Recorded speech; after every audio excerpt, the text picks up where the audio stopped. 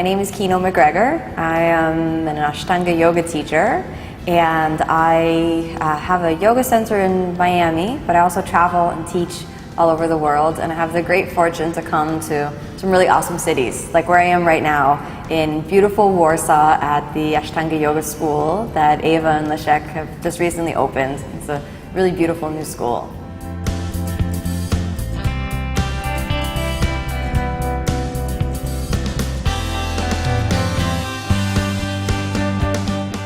You know, when I first started practicing, I was also impatient. You know, I wanted everything to happen like immediately. I wanted the postures that were really challenging for me, which were often, you know, strength-based postures. I wanted them to happen faster.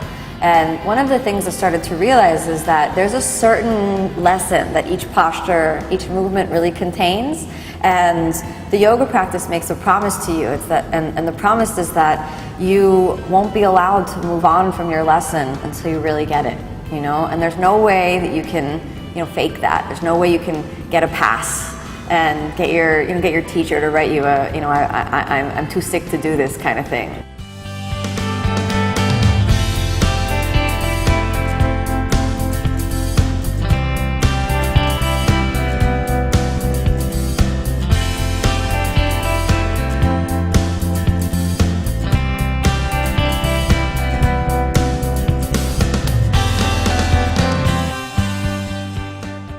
The yoga practice says, you know, whatever it takes to get you to learn this, the yoga practice will give it to you. And sometimes it takes a long time. And this is particularly for, you know, the Western culture and Western students, it can be a little frustrating, you know, because we somehow think that there's always some way that we can, you know, make it work for us. We can, you know, skip a posture and just alter the practice and cut this and do that and just make it fit our little comfort zone just a little bit better. But that's that little bit of cheating that the yoga practice loves us so much it won't let us do.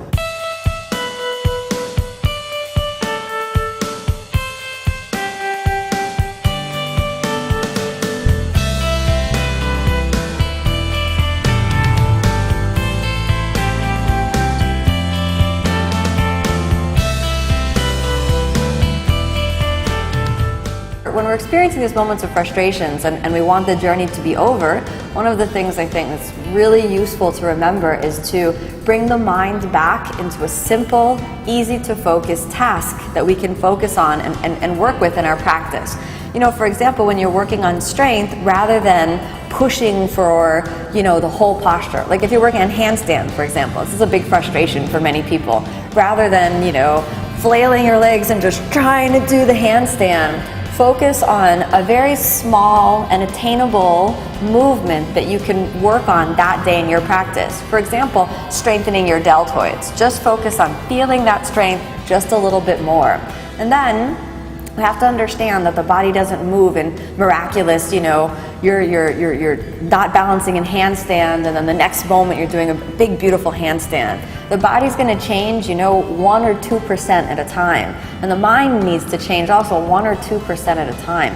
There's not this quantum leap that we're all looking for, this big transformation and magic pixie dust we're going to spray all over ourselves and turn into, you know, the beautiful absolute practice. What we want to look for in the moments when we feel, you know, most impatient or frustrated is we have to understand that the yoga's working its most right there because all of our stuff's getting triggered. So the way to work with this is to focus on a small, easily attainable thing that you can focus on technique-wise in the practice, like strengthening one muscle, and look for 1 or 2% change from where we are.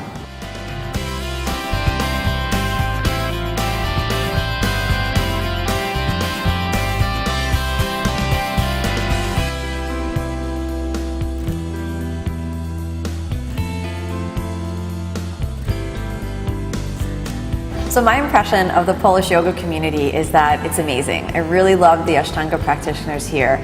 And I feel like the students here have so much heart that they really put their whole heart into the practice. And they sincerely understand that there's a deeper dimension to the practice. It's not just, you know, entertainment. It's not just a physical experience.